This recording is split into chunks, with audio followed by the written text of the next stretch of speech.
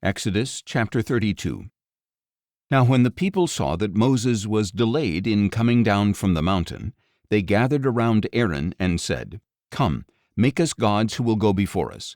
As for this Moses who brought us up out of the land of Egypt, we do not know what has happened to him." So Aaron told them, "Take off the gold earrings that are on your wives and sons and daughters, and bring them to me." Then all the people took off their gold earrings and brought them to Aaron. He took the gold from their hands, and with an engraving tool he fashioned it into a molten calf.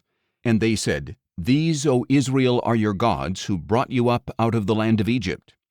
When Aaron saw this, he built an altar before the calf and proclaimed, "Tomorrow shall be a feast to the Lord."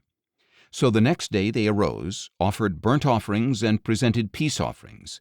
And the people sat down to eat and drink, and got up to indulge in revelry.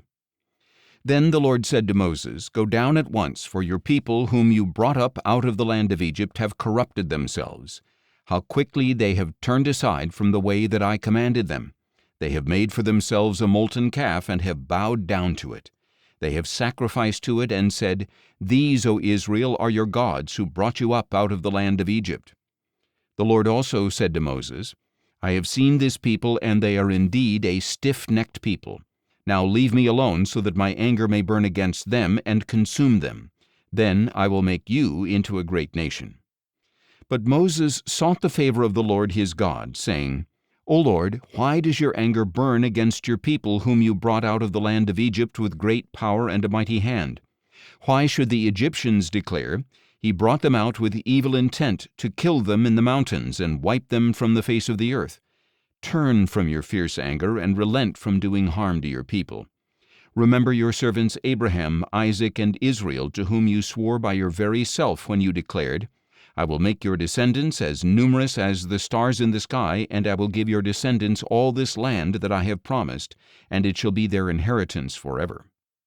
So the Lord relented from the calamity he had threatened to bring on his people. Then Moses turned and went down the mountain with the 2 tablets of the testimony in his hands. They were inscribed on both sides, front and back. The tablets were the work of God, and the writing was the writing of God, engraved on the tablets. When Joshua heard the sound of the people shouting, he said to Moses, "The sound of war is in the camp." But Moses replied, "It is neither the cry of victory nor the cry of defeat. I hear the sound of singing." As Moses approached the camp and saw the calf and the dancing, he burned with anger and threw the tablets out of his hands, shattering them at the base of the mountain. Then he took the calf they had made, burned it in the fire, ground it to powder, and scattered the powder over the face of the water. Then he forced the Israelites to drink it. "What did this people do to you," Moses asked Aaron, "that you have led them into so great a sin?" "Do not be enraged, my lord," Aaron replied. "You yourself know that the people are intent on evil. They told me, 'Make us gods who will go before us.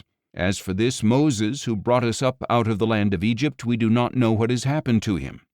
So I said to them, 'Whoever has gold, let him take it off.' And they gave it to me. And when I threw it into the fire, out came this calf." Moses saw that the people were out of control, for Aaron had let them run wild and become a laughingstock to their enemies. So Moses stood at the entrance to the camp and said, "Whoever is for the Lord, come to me." And all the Levites gathered around him. He told them, "This is what the Lord, the God of Israel, says.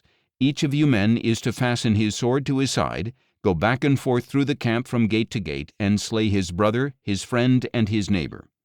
The Levites did as Moses commanded, and that day about 3,000 of the people fell dead.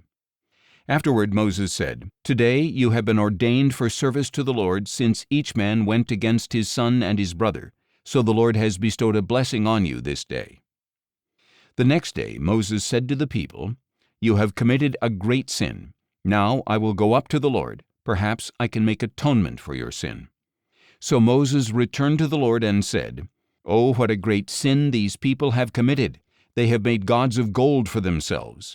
Yet now, if you would only forgive their sin, but if not, please blot me out of the book that you have written." The Lord replied to Moses, "Whoever has sinned against me I will blot out of my book. Now go, lead the people to the place I described. Behold, my angel shall go before you.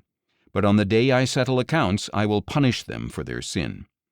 And the Lord sent a plague on the people because of what they had done with the calf that Aaron had made.